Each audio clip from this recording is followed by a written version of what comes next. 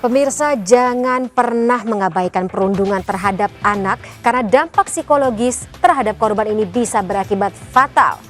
Kasus perundungan kerap terjadi di lingkungan sekolah, maka pihak sekolah juga harus terbuka.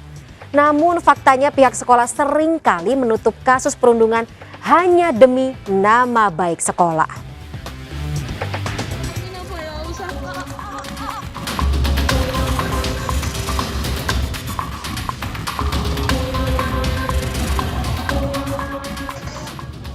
Ini adalah suara rintihan seorang siswi pelajar yang baru saja mendapat aksi perundungan dan kekerasan fisik oleh dua siswi lainnya.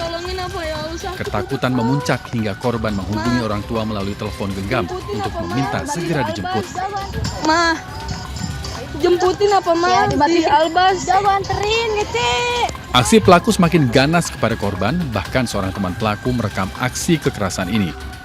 Video amatir ini viral di media sosial. Polisi pun langsung bergerak menyelidiki kasus ini.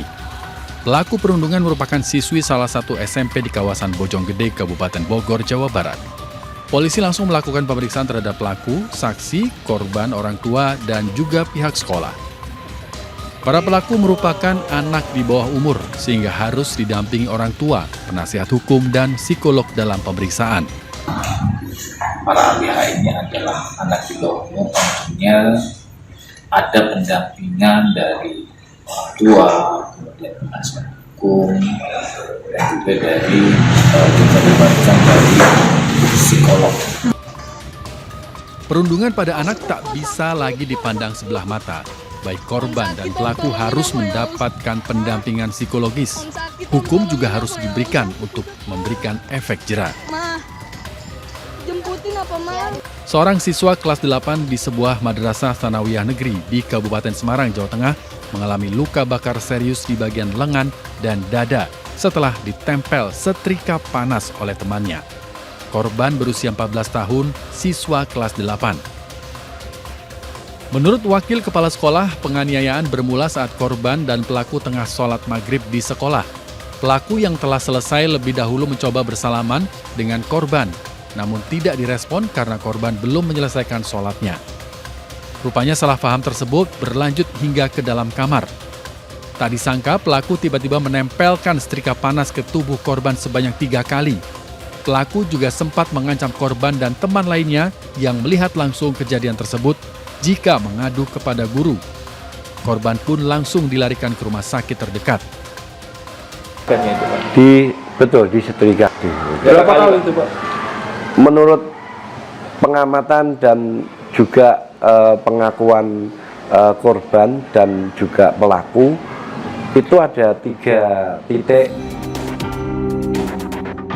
Pelaku perundungan jika tidak ditindak akan melakukan aksi yang lebih sadis, seperti yang terjadi di Padang Pariaman, Sumatera Barat. Adelia, seorang siswi SD yang sering menjadi korban perundungan, akhirnya tewas. Aksi perundungan justru diabaikan pihak sekolah. Pelaku yang juga teman sekolah korban kian ganas melakukan aksinya.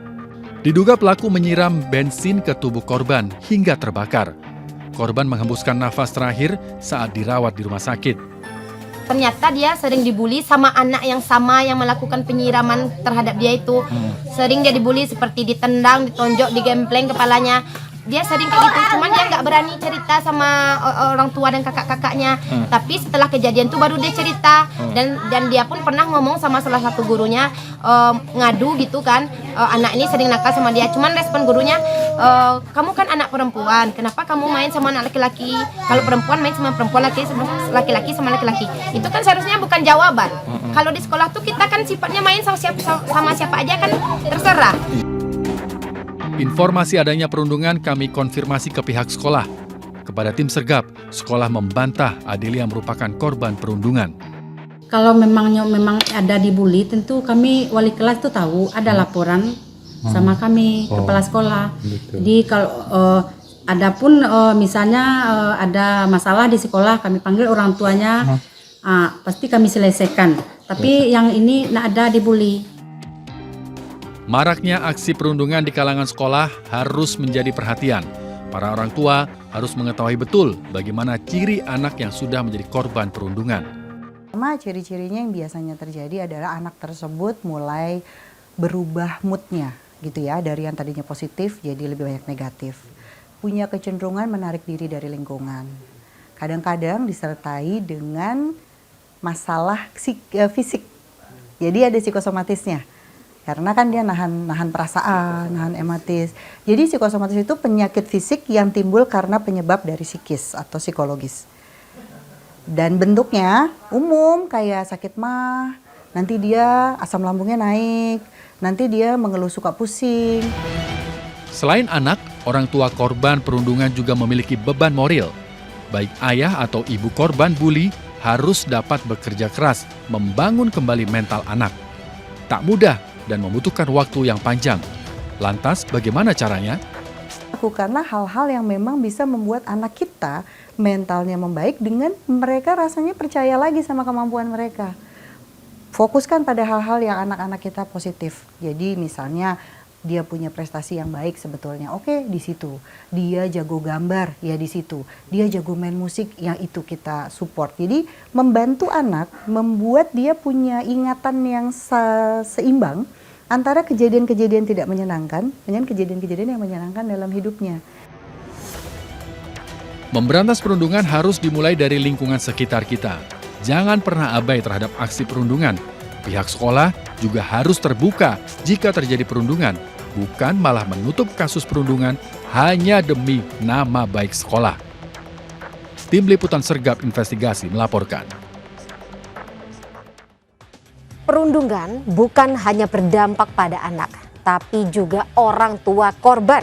Selain perlu waktu yang tidak sebentar, orang tua korban perundungan ini harus punya cara tepat untuk bisa kembali membangkitkan mental anak. Berikut kisah perjuangan seorang ibu yang anaknya jadi korban perundungan di sekolah. Baik, Cak, gimana sih cerita awal mula Mbak tahu bahwa kedua anak Mbak ini menjadi korban perundungan atau bullying? Pada saat mereka belajar di luar itu teman-temannya, ada salah satu temannya tuh ngajak gini, ayo yuk udah selesai, yuk kita keluar dari kebun. Nah, tangan anak saya itu kejepit pagar yang terbuat dari bambu, ya itu hanya terbuat dari bambu, tapi menurut saya itu sakit. Dan anak saya juga, mama tangan aku sakit, kenapa? Kejepit pintu. Yang jepit siapa? Si A. Artinya sengaja ya seperti itu ya? Benar, sengaja. Nah itu bukan hanya secara fisik ya, secara verbal juga ada. Setelah mengalami perundungan, apa langkah yang diambil ibu dan juga suami? Apakah sampai memindahkan sekolah anak atau yang lainnya? Kalau si kakak waktu kelas 1 SD itu setelah mengalami perundungan selama 1 tahun, itu akhirnya di kelas 2 saya pindahin ke Jakarta. Dengan harapan? Dengan harapan tidak terjadi lagi. Ternyata tidak terjadi hanya dalam waktu 1 tahun, 2 tahun. Di kelas 4 itu dia mengalami hal yang sama. Dan lebih parahnya lagi, perundungan itu bukan hanya bully itu ya, bukan hanya dari siswa sendiri. Jadi kadang bisa datang dari pihak oknum guru. Pelaku ini atau yang membuli anak ibu ini apakah mendapat sanksi atau seperti apa?